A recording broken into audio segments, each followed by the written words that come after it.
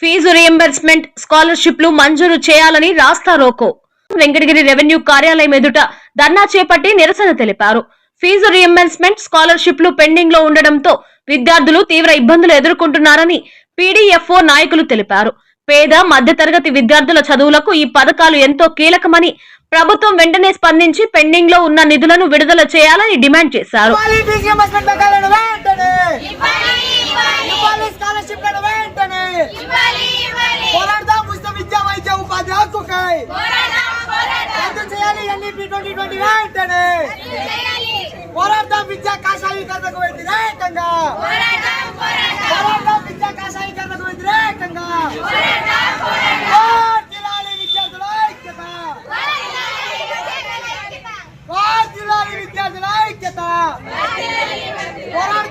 విద్యా వైద్య ఉపాధి హక్కుకై పోరాడదాం.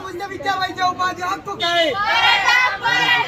పెండింగ్ లో ఉన్న ఫీజు రీయింబర్స్మెంట్ స్కాలర్షిప్ బకాయిలను వెంటనే ఇవ్వాలి. ఫీజు రీయింబర్స్మెంట్ స్కాలర్షిప్ బకాయిలను వెంటనే పోరాడదాం. విద్యా ప్రైవేటీకరణకు వ్యతిరేకంగా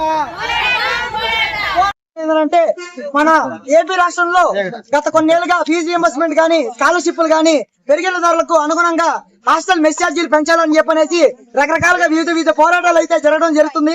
అయినా కానీ ఈ ప్రభుత్వం ఏ విద్యార్థులు సరే ఫీజు రియంబర్స్మెంట్ కోసం స్కాలర్షిప్ల కోసం రకరకాలుగా నానా ఇబ్బందులు పడుతుంటే ఎవరు కూడా ఈ ఫీజు రియంబర్స్మెంట్ స్కాలర్షిప్ బకాయిలను విడుదల చేయకుండా విద్యార్థులందరూ కూడా నానా రకాలుగా ఇబ్బంది పడుతుంది.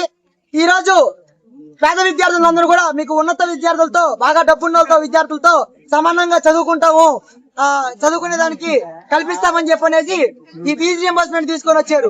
కానీ ఈ రోజు ఫీజు రియంబర్స్మెంట్ తీసుకొని వచ్చింది ప్రైవేట్ కాలేజ్ కి అందరూ వెళ్ళిపోయిన తర్వాత ఎవరైతే గవర్నమెంట్ డిగ్రీ కాలేజ్ లో చదువుతున్నారో గవర్నమెంట్ కాలేజ్ లో స్ట్రెంత్ లేదని చెప్పనేసి ఈ గవర్నమెంట్ కాలేజీలన్నీ కూడా మూయేస్తున్నారు. తీరా ప్రైవేట్ కాలేజ్ లో జాయిన్ అయితే ఈ ఫీజు రియంబర్స్మెంట్ కానీ స్కాలర్షిప్లు కానీ ఇవ్వకుండా నానా రకాలుగా విద్యార్థులను ఇబ్బంది పెడుతున్నారు. ఈ రోజు మనం చూస్తానే ఉన్నాం.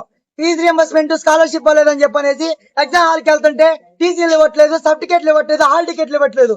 ఇలా విద్యార్థులందరూ కూడా సరే ఆశ కల్పించి ఫీజు రియంబర్స్మెంట్ ఇస్తాము, మీరంతా ప్రైవేట్ కాలేజీలో చదువుకోండి, వీటన్నిటికీ మా ప్రభుత్వం పూచి అని చెప్పనేసి గట్టిగా ఎన్నికలప్పుడు వాగ్దానం చేసి ఈ రోజు విద్యార్థుల భవిష్యత్తు చాలా అతి దారుణంగా ఈ ప్రభుత్వం అనేది ఆడుకుంటుంది. కనుక మేము పీడీఎస్ స్టూడెంట్ ఆర్గనైజేషన్ పరంగా ఇటువంటి చర్యలు ఇవన్నీ ఖండిస్తూ అన్ని కూడా ఎవరెవరైతే ఎన్నికలప్పుడు ఏ అయితే హామీలు ఇచ్చారో అవన్నీ తప్పకుండా నెరవేర్చాలి. ప్రతి ఒక్క విద్యార్థి కూడా ఈ ఫీజు రియంబర్స్మెంట్ స్కాలర్షిప్ బకాయిలను తప్పకుండా విడుదల చేయాలి.